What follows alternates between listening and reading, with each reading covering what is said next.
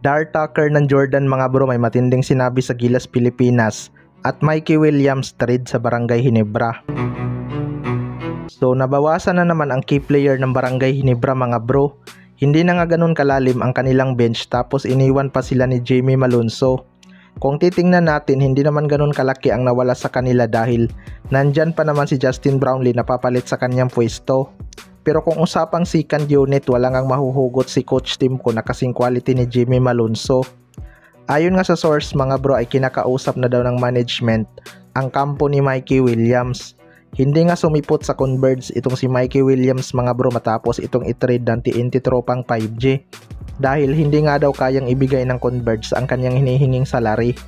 Pero kung mapunta ito sa Barangay Ginebra mga bro, kayang-kaya naman nila itong ofera ng maganda gaya ng kanyang hinihingi. Alam naman nating mayaman ang SMC Group. Hindi rin naman siguro nila pagsisisihan kapag binigay nila ang gusto nitong offer dahil nakita naman natin kung ano ang kaya nitong gawin. Kaso nabakante nga ng ilang taon itong si Mikey Williams kaya posibleng may kalawang na ang kanyang laro.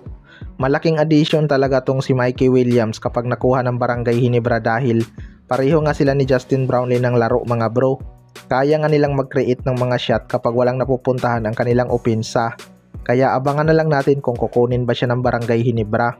Sa kabilang banda naman mga bro, Dar Tucker ng Jordan may matinding sinabi sa Gilas Pilipinas. Ito ngang Gilas mga bro ay magkakaroon ng tune-up game laban sa Jordan. Wala nga si Rondy Hollis Jefferson sa kanila dahil nasa Pinas nga ito kasama ang TNT tropang 5G.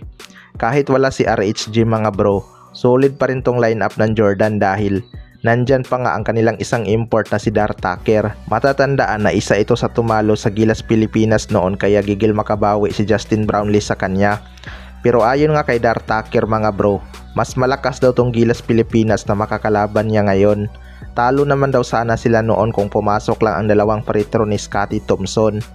Well, para sa akin mga bro, kahit tune-up game lang to siguradong siseryosohin naman ng dalawang team ang laban na yan. Nag-effort nga sila at gumastos kaya ibibigay pa rin nila ang lahat sa laban na yan dahil pride nga ng bansa ang nakataya.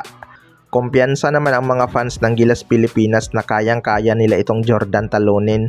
Condition nga itong sina Justin Brownlee at Scotty Thompson na posibleng magpapahirap sa kanila. Wala nga lang si Kai Soto dahil sa injury mga bro, pero maglalaro naman si Junmar Fajardo.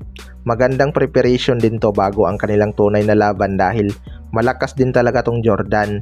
Minamani nga lang nila tayo noon pero ngayon mas malaki na nga ang improvement ng ating national team.